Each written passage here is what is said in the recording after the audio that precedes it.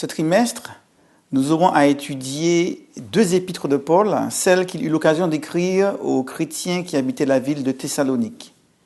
Des épîtres importantes, puisque parmi les premières que Paul écrivit, et qui nous aident à comprendre quels étaient les enseignements que Paul prodiguait et qu'est-ce qui était l'espérance de ces premiers chrétiens.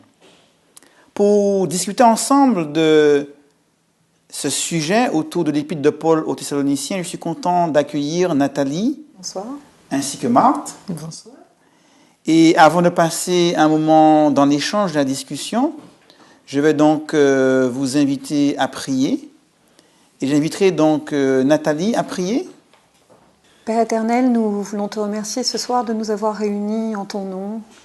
Nous voulons t'inviter au milieu de nous et te prier de nous remplir de ton esprit afin de nous éclairer pour que nous puissions mieux comprendre ta parole et que nous puissions mieux la présenter à ceux qui nous écoutent ce soir. Merci pour ta présence parmi nous. C'est au nom de Jésus que nous t'avons prié. Amen. L'Église aux Thessaloniciens est née. Elle a été constituée lors du 2e voyage missionnaire de Paul. Et c'est durant ce même voyage missionnaire qu'il a eu l'occasion de leur adresser ces 2 courriers que nous avons encore aujourd'hui. Je vous propose de lire tout de suite un premier passage tiré de cette première lettre écrite par Paul, 1 Thessaloniciens. Nous lirons le chapitre 2, les versets 1 et 2. J'inviterai donc Marthe à nous lire ce passage. Vous savez vous-même, frères, que notre arrivée chez vous n'a pas été sans résultat. Après avoir souffert et reçu des outrages à Philippe, comme vous le savez, nous prîmes de l'assurance en notre Dieu pour vous annoncer l'évangile de Dieu au milieu de bien des combats. Nous voyons ici que Paul parle de souffrance, de difficultés. Dans quelles circonstances Paul a-t-il eu l'occasion de répandre l'évangile dans la ville de Thessalonique ? Paul et Silas arrivent d'abord à Philippe et là, ils subissent l'outrage de coups, ils reçoivent des coups, ils sont emprisonnés et ils sont maltraités. Donc. Et nous voyons que même les prédicateurs de l'Évangile ne sont pas épargnés. Et Dieu a en fait... cela nous montre d'ailleurs que nous devons, malgré les mauvais traitements, garder confiance en Dieu parce que cette même nuit, Dieu les a délivrés de façon admirable de la prison. Et c'est là qu'ils ont commencé à prêcher encore et encore dans cette ville de Philippe. Paul et son compagnon Silas donc furent arrêtés, fouettés, jetés en prison. Et on pourrait se poser la question, pourquoi Dieu ne les a-t-il pas délivrés de tout cela ? Était-ce vraiment nécessaire ? Lorsque nous souffrons aujourd'hui, nous prions, nous invitons Dieu donc à intervenir, à nous délivrer, à nous sauver de tout ce qui pourrait nous faire souffrir. Et là, ces serviteurs, ces hommes de foi qui s'engagent, qui s'impliquent, qui choisissent de donner tout ce qu'ils ont pour le mettre au service de l'Évangile, se retrouvent quand même sous les fouets. Oui, mais le texte nous le dit. En fait, la conclusion de cette question, elle est dans le texte qui nous dit, comme vous le savez, nous prîmes de l'assurance en notre Dieu. Dieu permet cette souffrance auprès de ses serviteurs qu'il aime, comme nous souffrons aussi. Parfois, il y a des hauts, il y a des bas, et nous souffrons. Mais cette souffrance nous permet et leur a permis de prendre davantage confiance en Dieu, puisque au travers de chants de louanges, malgré l'état de souffrance dans lequel ils vont louer Dieu, ils vont chanter en l'honneur de leur Dieu, et Dieu va faire tomber les verrous de cette prison. Et c'est là qu'on peut voir toute la puissance de Dieu. Et fortifiés par cette expérience avec Dieu, ils vont venir enrichis de ce témoignage dans la ville de Thessalonique. Donc Paul et Silas, même en prison, ont, grâce à cette expérience, acquis de l'assurance dans leur relation avec Dieu. Dans ce cas, est-ce que la souffrance est toujours le passage indispensable pour grandir spirituellement, pour prendre l'assurance avec Dieu ? Bien souvent, effectivement, la souffrance est nécessaire. Mais cette souffrance de Paul et de Silas, nous voyons que Dieu a permis qu'elle se change en joie, parce que, pour compléter ce que Nathalie vient de dire, le geôlier, c'est-à-dire le gardien de prison où étaient Paul et Silas, s'est donné à Jésus, lui et toute sa famille, ce qui a occasionné une très grande joie à Paul et à Silas. Donc il y avait au-delà de cette épreuve un projet divin pour toucher les âmes, pour rendre témoignage et permettre à cette œuvre de l'Évangile d'aller de l'avant. La souffrance, il y a de nombreux exemples aussi dans la Bible qui nous montrent, notamment le livre de Job, qui nous montre comment même un serviteur fidèle de Dieu a besoin de passer par cette épreuve de la souffrance terrible, pour rencontrer encore plus près son Dieu et connaître encore mieux son Dieu, puisque nous savons très bien que la Bible nous dit la vie éternelle, c'est qu'ils te connaissent, toi le seul vrai Dieu. Et donc cette expérience de souffrance nous permet de connaître davantage Dieu, même si nous savons que nous ne connaîtrons qu'une infime partie de Dieu.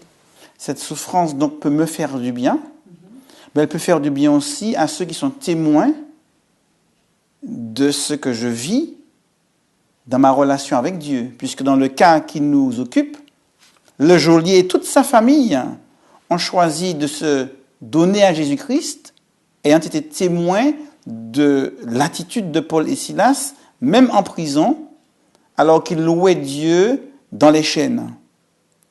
Nous voyons donc qu'indépendamment des circonstances de l'existence, cette fidélité à Dieu reste un témoignage pour ceux qui nous entourent.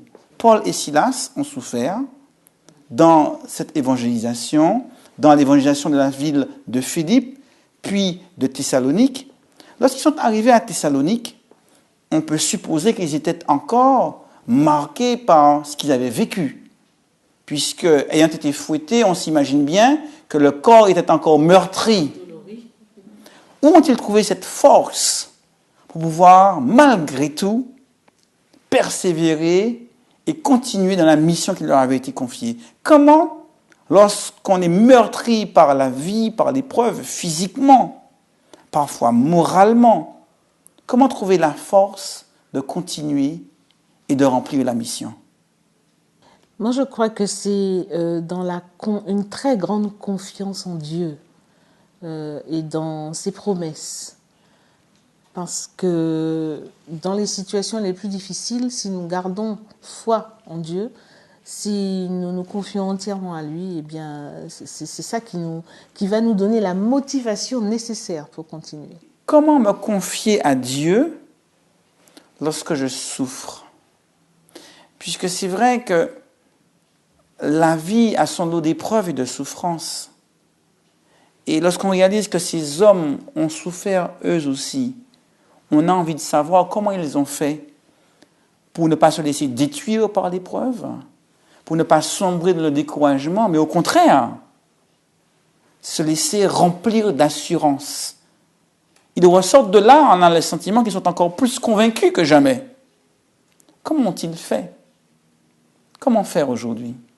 Il faut bien sûr remettre les choses dans leur contexte. On parle là de Paul, qui a quand même déjà une expérience extraordinaire avec Dieu, puisque on connaît la conversion de Paul sur le chemin de Damas. Bien sûr que pour nous, ça peut être un petit peu différent, parce que lorsqu'on est accablé, on va probablement commencer par aller chercher à puiser en nous-mêmes des forces, mais très rapidement, très rapidement, on se rend compte que nous sommes très limités.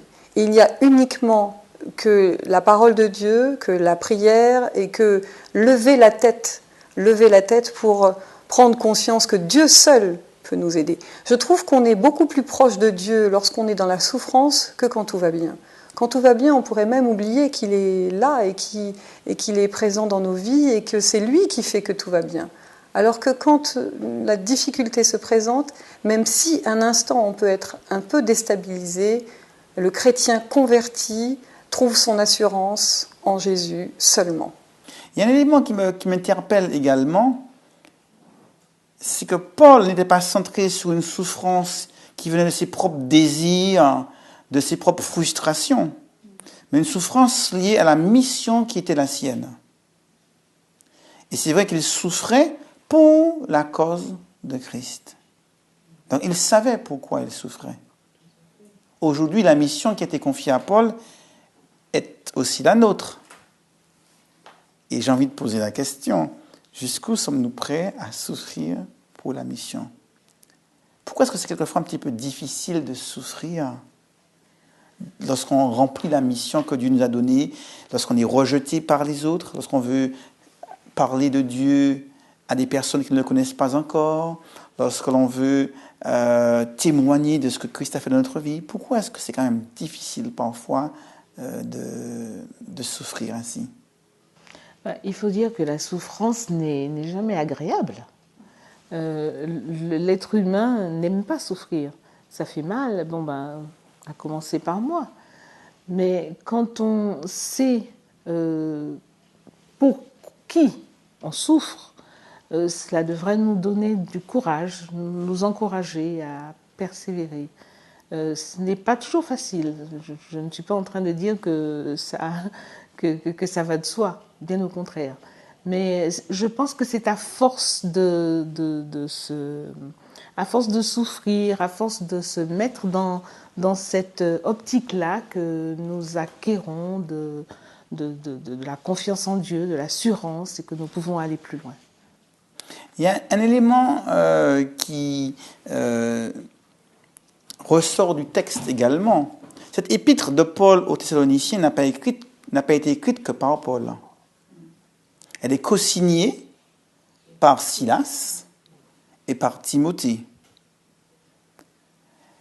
On voit bien qu'il s'agit ici de l'œuvre non pas d'un homme, mais de toute une équipe. Qu'est-ce que ça nous apporte d'être en équipe lorsqu'on doit évangéliser? Ça nous apporte beaucoup, ça nous apporte l'expérience de chacun, parce que si nous sommes 2 ou 3, chacun profite de l'expérience de l'autre. Et si l'un est au plus bas, les autres le relèvent et l'encouragent. Et je pense que Paul, Silas et Timothée se sont encouragés l'un l'autre. Et c'est pour cela qu'ils ont continué donc la lutte, je vais dire. Oui, c'est aussi le modèle que Jésus nous a donné. Les apôtres n'étaient jamais seuls, ils étaient toujours à 2. Parce qu'effectivement, on peut s'enrichir l'un l'autre des expériences de l'autre. Et effectivement, quand il y en a un qui peut-être aurait des doutes, eh bien l'autre est là pour permettre que le groupe continue à avancer et que la cause soit toujours défendue. Et c'est vrai que lorsqu'on doit affronter les épreuves ou les difficultés dans l'évangélisation ou le témoignage autour de nous, être en équipe s'avère être un avantage et un atout qui peut beaucoup aider lorsque les choses deviennent difficiles. Un autre élément, lorsque Paul était à Philippe dans la prison, quel était leur état d'esprit? Paul et Silas sont enfermés. Que font-ils? Peu leur importait leurs conditions, en fait. Ils voyaient au-delà de ce qu'ils étaient en train de vivre. Et ça prouve qu'ils ne se confiaient qu'en Dieu. Et je suis certaine que Paul espérait déjà que Dieu allait faire quelque chose, allait faire, en tout cas, intervenir pour les sortir de là. Oui, et puis c'est la concrétisation parfaite de la parole de Dieu qui dit dans Romains 1, verset 16-17, l'évangile est une puissance de Dieu et le juste vivra par la foi. Là, nous sommes face à 2 justes qui, quand bien même des circonstances qui sont au plus bas, là ils sont au plus bas de l'épreuve, eh bien là ils font preuve d'une confiance extraordinaire et ils n'ont qu'une seule envie, c'est de louer et de glorifier Dieu. Ça nous fait penser aux compagnons de Daniel qui rentrent dans la fournaise ardente. C'est la même foi, c'est la foi qu'on appelle la foi de Jésus. C'est une foi qui ne tient pas compte de ce qui se voit ou de ce qui s'entend. Là, dans une prison, dans le noir d'un cachot, c'est clair que peut-être que ma première attitude serait de me mettre à pleurer, mais eux, ils vont louer l'Éternel. On voit donc la puissance de la louange. Oui. La louange qui est une arme, une force pour l'enfant de Dieu. Donc au cœur même de l'épreuve, loin de se plaindre, nous voilà l'exemple qui nous est donné, en sortir grâce non pas à la complainte, mais à la louange. Oui, je pense qu'ils ont aussi dû vivre des expériences petit à petit qui les ont fait grandir dans cette foi. Comme nous, je crois que Dieu nous prépare à probablement des souffrances toujours de plus en plus importantes, de plus en plus grandes, pour nous faire grandir dans la confiance en Dieu. La croissance spirituelle, grâce aux expériences vécues avec Dieu, donc s'avère être là un élément important donc, à partir de ce récit. Dieu n'a pas épargné la souffrance à son Fils même. Et Jésus, quand il était sur terre, a souffert au-delà de ce qu'aucun de nous ne pourrait souffrir. Et ça a été en quelque sorte le passage obligé pour être glorifié par son Père.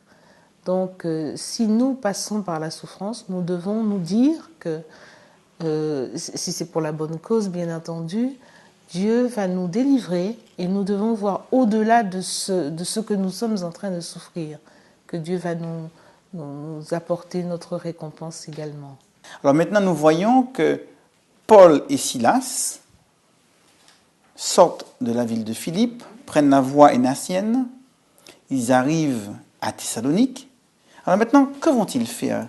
Quel projet, quelle stratégie missionnaire vont-ils mettre en place pour pouvoir parler de Jésus aux gens qui habitent cette ville de Thessalonique ? Nous allons lire un premier passage tiré du livre des Actes, au chapitre 17, les versets 1 à 3. Nathalie, tu nous liras ce texte ? Paul et Silas passèrent par Amphipolis et Apollonie, et ils arrivèrent à Thessalonique, où les Juifs avaient une synagogue. Paul y entra selon sa coutume. Pendant 3 sabbats, il discuta avec eux d'après les Écritures, expliquant et établissant que le Christ devait souffrir et ressusciter des morts. « Et Jésus, que je vous annonce, disait-il, c'est lui qui est le Christ. » Bien. Alors, qu'est-ce que ce passage nous révèle sur la manière dont Paul et son équipe s'y prenaient pour pouvoir parler de Jésus aux gens d'une ville, notamment ici à ceux qui habitaient Thessalonique. On voit là dans ce texte qu'il y a un programme bien établi dans la stratégie que Paul met en place. Il va d'abord dans cette communauté, puisque le texte nous dit que c'est une communauté importante juive. Il va se rendre à la synagogue pendant 3 sabbats. Ce n'est pas seulement un sabbat. Il prend le temps finalement de faire connaissance avec l'ensemble de cette communauté. Ensuite, il va leur parler des Écritures. Il va leur parler de ce qu'ils connaissent, qu'ils ont aussi cette grande connaissance des Écritures et peut-être même cette prétention de l'Écriture. Et puis, il va leur parler de la mort, de la résurrection de Jésus pour finalement arriver à la conclusion incontournable que ce Messie qu'ils attendent, c'est Jésus. Et donc, ces arguments sont irréfutables. C'est une démonstration parfaite de ce qu'il a vécu, lui, dans sa conversion, puisque lui aussi a vécu une conversion exceptionnelle, comme je disais tout à l'heure, sur le chemin de Damas, avec cette démonstration finalement que celui qu'il persécutait, c'était celui-là même qui était son sauveur. Donc l'on voit ici Paul qui va d'abord s'adresser aux Juifs, puis aux non-Juifs. À Philippe, on l'avait vu faire la même chose. Dans les villes de Lys, dans toute Pisidie, il avait également fait la même chose. Donc on voit que c'est une stratégie longuement mûrie, qu'il avait déjà expérimentée à plusieurs reprises, avec succès d'ailleurs, puisque plusieurs églises étaient nées de cette évangélisation. Nous, aujourd'hui, comment pourrions-nous mettre en place ce même modèle dans notre volonté de parler aux autres de Jésus? Nous n'allons pas certes de ville en ville, mais comment ce principe pourrait-il être appliqué aujourd'hui? Il faut être convaincu que c'est la mission que nous avons, puisque Paul avait cette mission, Dieu l'avait prévue pour être envoyé aux païens. Donc effectivement, nous, notre mission est d'aller aussi prêcher l'Évangile. Et je crois qu'il faut mettre en œuvre cette même stratégie qui fonctionne, c'est-à-dire de d'abord s'intégrer dans une communauté, d'abord faire connaissance, d'abord apprendre à savoir qui ils sont, comment ils fonctionnent, pour pouvoir ensuite, on ne peut pas arriver et déposer là son savoir qui pourrait avoir l'air juste d'un vernis et d'un orgueil ou d'une prétention de connaissance, mais au contraire d'aller les rencontrer là où ils sont et de s'adapter là où ils sont pour gravir les échelons avec eux, les mêmes échelons, la même patience que Dieu a pris avec moi, avec nous, nous devons nous aussi la mettre en œuvre avec ceux à qui nous voulons parler de l'Évangile. J'ai entendu plusieurs verbes. Aller, oui. Rencontrer, s'adapter, parler. Et c'est vrai que ces verbes-là montrent bien la relation qui s'instaure, la complicité qui grandit lorsque l'on veut témoigner. Donc ce n'est pas simplement une question intellectuelle, d'ordre de la connaissance, mais c'est une question aussi relationnelle. Comment tisser des liens avec ceux auprès desquels nous aimerions témoigner? Est-ce toujours facile? Justement, il faut apprendre à connaître l'autre avant, ainsi que Nathalie le rappelait. Il faut apprendre à le connaître, il faut apprendre à savoir, à reconnaître ce qui les intéresse. Et une fois qu'on a leurs points d'intérêt, là on peut tisser une relation et petit à petit les amener à parler nous aussi de l'Évangile qui nous habite. Mais c'est vrai que c'est pas toujours facile. Il faut aussi prendre en compte le Saint-Esprit. Parce que moi, je me souviens très bien au début, quand on me posait des questions, j'avais tendance à répondre très rapidement quand quelqu'un était intéressé. Et en fait, avec le recul, je me rends compte qu'il faut attendre et qu'il faut demander à Dieu son esprit pour pouvoir répondre, non pas par rapport à ce que je sais, mais par rapport à ce que la personne qui a posé la question attend. Il faut arriver à se mettre à son niveau. Or, moi, je ne peux pas. Mais Dieu, au travers de son esprit, peut nous aider à nous mettre au niveau de la personne qui nous pose la question. Il y a un verbe qui est revenu à plusieurs reprises quand vous parliez toutes les deux. S'intéresser à l'autre. Qu'est-ce qui fait que je pourrais avoir envie de m'intéresser à l'autre? La découvrir, qui elle est, comment elle fonctionne, quel est son schéma de pensée, quelles sont ses convictions religieuses. En quelque sorte, c'est l'intérêt qu'on a pour l'autre. Et ce qui doit nous motiver, c'est l'amour pour l'autre, pour lui apporter cette bonne nouvelle du salut que nous avons à partager avec lui. C'est vrai qu'il y a un mot là qui me paraît important, l'amour pour l'autre. Parce qu'on peut tomber dans le piège de vouloir transmettre un enseignement, un savoir, dire aux autres que, ou dire la Bible nous dit que. Et là, on voit très bien, d'ailleurs Jésus l'a lui-même mis en pratique, il aimait l'autre. Il s'intéressait à ses besoins, à ses attentes. Il a pris le temps de guérir, d'écouter, d'accompagner. Et sa première préoccupation n'a pas été de dire « Dieu m'a demandé de vous dire ». Sa première préoccupation a été d'aimer. Et c'est vrai qu'on ne peut pas évangéliser si on n'aime pas l'autre. Parce que c'est cet amour pour l'autre qui nous rendra capables de l'entendre, de l'écouter, de cheminer avec cet autre, afin de pouvoir devenir un témoin pour l'autre. Qu'est-ce qui, dans ce texte, nous montre que Paul aimait les Thessaloniciens?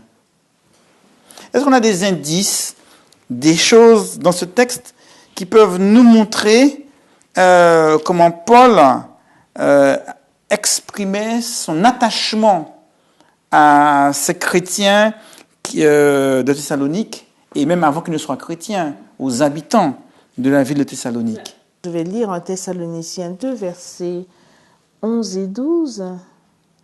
Vous savez aussi que nous avons été pour chacun de vous ce qu'un père est pour ses enfants, vous exhortant, vous consolant, vous conjurant de marcher d'une manière digne de Dieu, qui vous appelle à son royaume et à sa gloire.